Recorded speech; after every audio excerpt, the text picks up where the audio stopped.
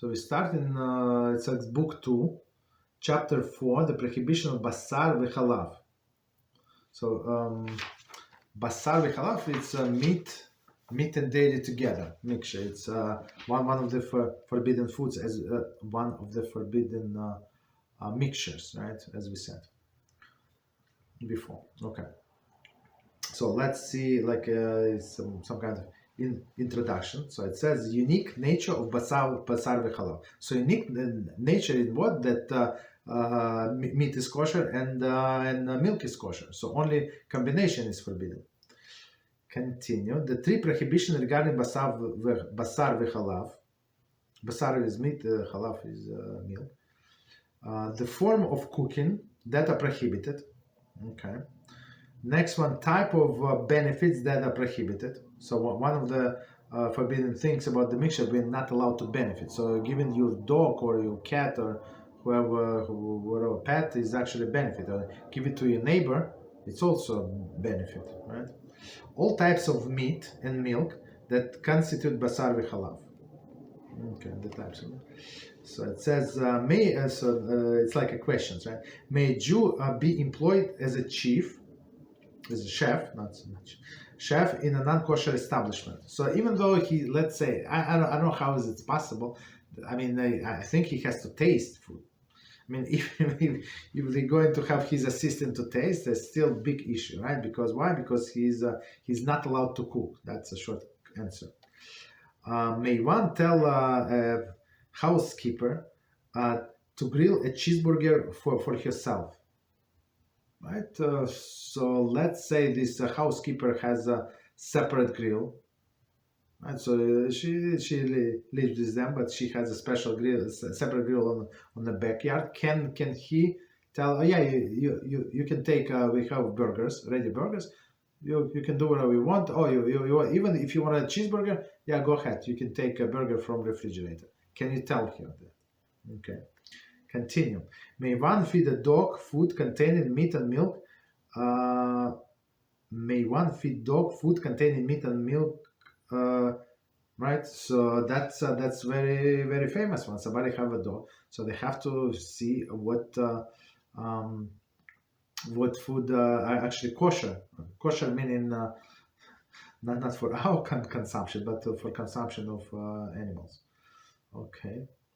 If one brought basar v'chalav, food in error, bought, may it be returned for a refund. So that's a very interesting thing, right?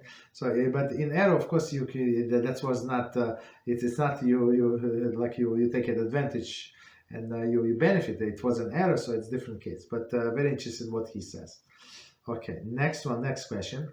May one serve non-dairy creamer or a pot of ice cream and a meat meal? So especially, I would say in olden days, I don't know, like 30 years ago. So there was this dairy, non-dairy creamer were not so popular, right? I mean, it's not so common, I would say, right? And even today, the only natural non-dairy thing creamer that I saw only kosher, like produced by kosher company. All other they not non-dairy. I mean, maybe there are, but I have not seen it. Okay. So, okay, part number 1. General principle. A. The source. The laws of basar v'chalav are among the most extreme, stringent, and unusual of all halachos of Kashrut. Basar v'chalav is the subject of many rules and principles that are not found elsewhere in Hilchas Kashrut. So it's very strange. It has nothing to do with the logic, right? Again, don't look for logic, but it's because one of the things that because HaShem said so. Oddly, the prohibition of eating basar v'chalav is not even mentioned explicitly in the Torah, right?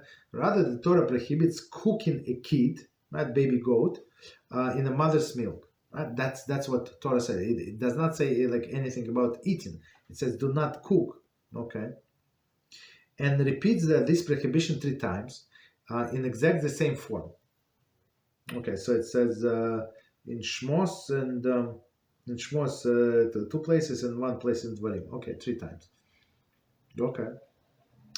Sinaitic tradition teaches adds that the laws basar v'chalav are not limited to either kid or its mother, milk, but include other kosher animals, as well that the prohibition of basar v'chalav includes eating, deriving any benefit from basar v'chalav. Okay. So let's do this second part again, and we're going to explain. So we're talking about Sinaitic tradition, meaning it's oral Torah. So in oral Torah, of course, as we said, it does not say it explicitly in written Torah. So in oral Torah, teaches us that. So it's not only that this kid, meaning this little goat, it's specifically it's mother's milk. But if it's not his mother, you can eat, and if it's